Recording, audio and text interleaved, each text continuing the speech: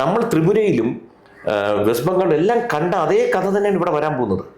ഇത് B J പിക്കാർ ചെന്ന് വിരട്ടി ഒന്നും പിടിച്ചോണ്ട് വരുന്നല്ല, സ്വയം മനസ്സിലാക്കി വരികയാണ്. കാരണം സാധാരണ ജനത്തിന് പുറമെ വിശ്വാസികളാണെങ്കിൽ അവർക്ക് മനസ്സിലാക്കാൻ പറ്റും. കാരണം ഇവിടുത്തെ ബഹുഭൂരിപക്ഷം എന്ന് പറയുന്നത് ഹിന്ദുക്കളാണ്, ഹിന്ദു വിശ്വാസികളാണ്. അവരുടെ ക്ഷേത്രങ്ങൾ തകർക്കാൻ പറ്റുന്നു, അവരുടെ ക്ഷേത്ര സ്വത്തുക്കൾ അടിച്ചു മാറ്റാൻ പറ്റുന്നു, പിടിച്ചെടുത്തോണ്ട് പോകാൻ പറ്റുന്നു, തിരിച്ചൊന്നും ചെയ്യാൻ പറ്റുന്നില്ല എന്നുണ്ടെങ്കിൽ ഹിന്ദുക്കളെക്കാൾ എണ്ണത്തിലും അംഗബലത്തിലും ശക്തിയിലും കുറഞ്ഞു നിൽക്കുന്ന മറ്റ് മതസ്ഥാപനങ്ങളെ പിടിച്ചെടുക്കാൻ അധിക സമയമൊന്നും വേണ്ട. അത് നമ്മൾ ഓർക്കണം.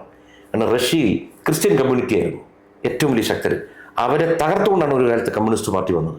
ഇവിടെ ഹിന്ദുവിനെ തകർത്തുകൊണ്ടാണ്. അപ്പം ഇത് എല്ലാവരും ഇന്ന് മനസ്സിലാക്കണം ഡിജിറ്റൽ വേൾഡിലും. അതുകൊണ്ട് ഹിന്ദുന്നോ ക്രിസ്ത്യനോ മുസ്ലിം എന്നില്ല, വിശ്വാസികൾ മുഴുവൻ ഈ പാർട്ടിയെ കൈയൊഴിയും. ചെറിയ ക്രിസ്ത്യൻ വോട്ടുകൾ ബി ജെ പി കിട്ടാറുണ്ട്. കാരണം കേരളത്തിന് പുറത്ത് മറ്റ് സംസ്ഥാനങ്ങളിൽ ക്രിസ്ത്യങ്ങൾക്ക് നേരെ ഒരുപാട് അക്രമം നടത്തുന്നുണ്ട്. അത് ആ പ്രതിഫലനം ഇവിടെ ബി ജെ പിക്ക് എതിരായിട്ട് വരികയല്ലേ? നമ്മളൊന്ന് ആലോചിക്കുക, ഭാരതത്തിൽ 28 സംസ്ഥാനങ്ങൾ, അതിനകത്ത് ഒരു ദിവസത്തെ അക്രമങ്ങൾ എടുക്കുകയാണെങ്കിൽ ചിലപ്പോൾ ഒരു 15,000 കേസുകൾ രജിസ്റ്റർ ചെയ്തുണ്ടാവും.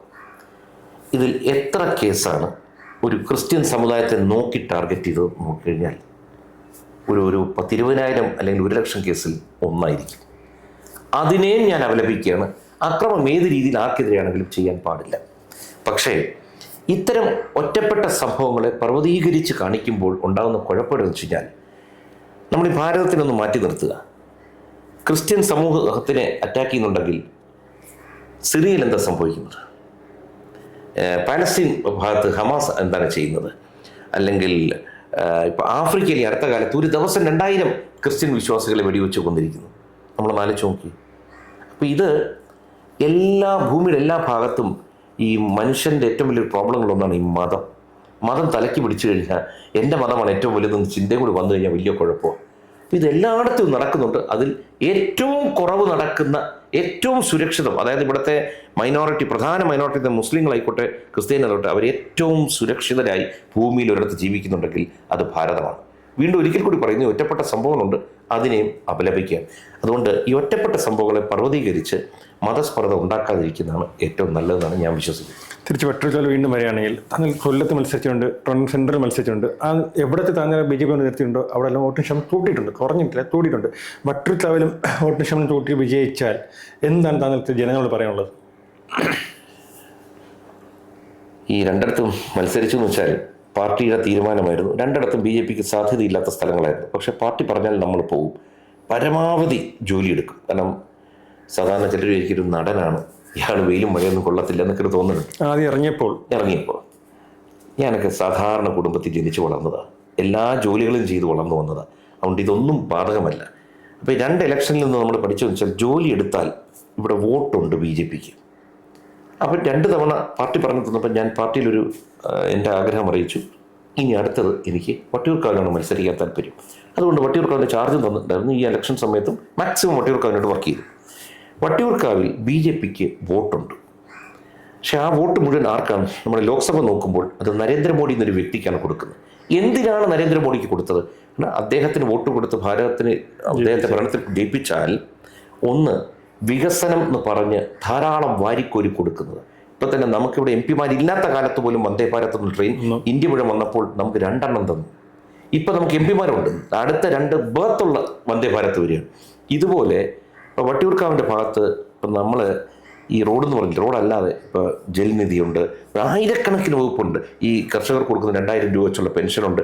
ഇങ്ങനെ ഇപ്പോൾ ഗ്യാസിൻ്റെ ആയിക്കോട്ടെ ധാരാളം പദ്ധതികൾ വരുമ്പോൾ ഈ പദ്ധതികളെല്ലാം പലപ്പോഴും കേരളത്തിലെ പല മണ്ഡലങ്ങളിലോട്ടും എത്തുന്നില്ല.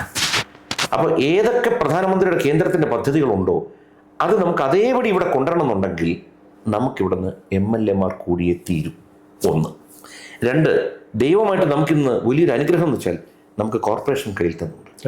ഇഷ്ടം പോലെ ഫണ്ട്സ് വരുമ്പോൾ നമുക്ക് ഒരു MLA കൂടി കിട്ടിക്കഴിഞ്ഞാൽ മേയർ ഓൾറെഡി ഉള്ളത് കൊണ്ടും കേന്ദ്രം ഉള്ളത് കൊണ്ടും ഈ ഡബിൾ എഞ്ചിൻ അല്ല, ട്രിപ്പിൾ എഞ്ചിൻ സർക്കാർ, നമുക്കിവിടെ സർക്കാർ ഭരണത്തിൽ ഇല്ലേ പോലും ട്രിപ്പിൾ എഞ്ചിൻ പോലെ നമുക്ക് വർക്ക് ചെയ്യാം. അതുകൊണ്ട് നമ്മളിവിടെ MLA സൃഷ്ടിച്ചു കഴിഞ്ഞാൽ ജനങ്ങൾ വിചാരിക്കുന്നതിൻ്റെ അപ്പുറത്തെ ലെവലിലുള്ള കാര്യങ്ങൾ അവരവരുടെ മണ്ഡലത്തിലോട്ട് വരാൻ പോകുന്നു. അത് കണ്ടു തന്നെ അവർ അറിയണം. അത് ഒരിക്കൽ ഇവിടെ നിന്ന് MLA വിജയിപ്പിച്ചു വിടട്ടെ. 1-2 ആളെയല്ല ഞാൻ പറയുന്നത്, ഒരു 10-15 പേരെ ഒന്ന് വിജയിപ്പിക്കട്ടെ, മാറ്റം കാണാം. ശ്രീ സുരേന്ദ്രൻ പറഞ്ഞതിലോട്ട് എത്താം. അദ്ദേഹം പറയില്ല 2026 ഇവിടെ ആര് ഭരിക്കണം തീരുമാനിക്കുന്ന BJP ആയിരിക്കും. അത് ശരി തന്നെയാണ്.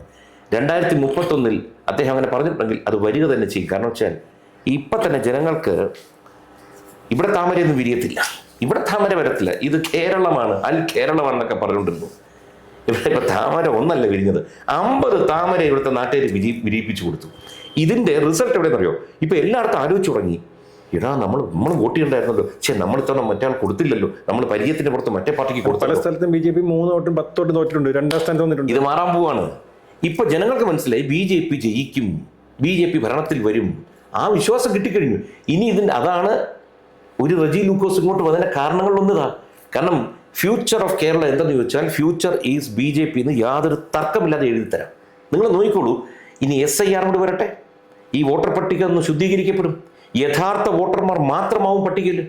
അവിടെയാണ് വലിയൊരു അപകടം കമ്മ്യൂണിസ്റ്റ് പാർട്ടിക്കും കോൺഗ്രസിനും പുറത്തു പോകും. ഈ നമ്മുടെ ഇവിടെ മറ്റ് സംസ്ഥാനങ്ങളിൽ നിന്ന് അങ്ങനെ പറയാൻ പാടില്ലെന്ന് അതിഥി തൊഴിലാളികളെന്ന് പറഞ്ഞു വെച്ചിരിക്കുക. ഇവർക്കൊക്കെ വോട്ട് ശരിയായി കൊടുത്തു, ഇതൊക്കെ പുറത്താവും. ഇവർക്ക് അവിടെ വോട്ട് കിടക്ക്, ബേസ് എവിടെയാണ്, അവിടെ പോവും.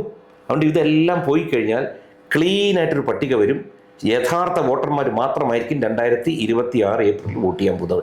അതുകൊണ്ട് പ്രവചനാതീതമായ റിസൾട്ട് ഉണ്ടാവും. അവസാന ചോദ്യം, നമ്മൾ ഈ മഹാരാജ് ഭവൻ പണിതപ്പോൾ ഒരു ഓഫീസ് മുറിയുണ്ട്, മുഖ്യമന്ത്രിക്ക് ഓഫീസ് മുറി ഓഫീസ് വെച്ചിട്ടുണ്ട്. ട്രോളും ഇഷ്ടമുണ്ടായിരുന്നു. പക്ഷേ കഴിഞ്ഞ മഹാരാജ് ഭവനിൽ മുഖ്യമന്ത്രിക്ക് ഒരു റൂമുണ്ട്, BJP മുഖ്യമന്ത്രിക്ക് ഒരു റൂമുണ്ടെന്ന് പറഞ്ഞിരുന്നു. ട്രോൾ വന്നു മുഖ്യമന്ത്രി BJPക്ക്. പക്ഷേ കഴിഞ്ഞ മാസം തന്നെ മേയർ 2 വണ്ടി ആ മഹാരാജ് ഭവനിൽ വന്നിരുന്നു. അപ്പോൾ മുഖ്യമന്ത്രി ഓഫീസിൽ മുഖ്യമന്ത്രി വരും തന്നത് ഉറപ്പാണ്. ഞാൻ ചോദിച്ചിട്ടേ, എന്തേ BJPക്കാർക്ക് ആഗ്രഹങ്ങളും സ്വപ്നങ്ങളും പാടില്ലേ? BJPക്കാർ എന്തെങ്കിലും പറയുമ്പോൾ മാത്രം അതിനെ ട്രോളുക, തമാശ രൂപത്തിലാക്കുക.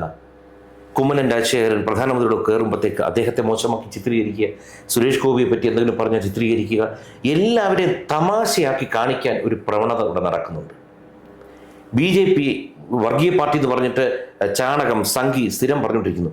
മുസ്ലിം ലീഗ് എന്നൊരു പാർട്ടി, മുസ്ലിം എന്നുള്ള പേര് തന്നെ പാർട്ടിയിൽ വന്നിരിക്കുന്നു. അത് തന്നെ വർഗീയതയില്ലേ?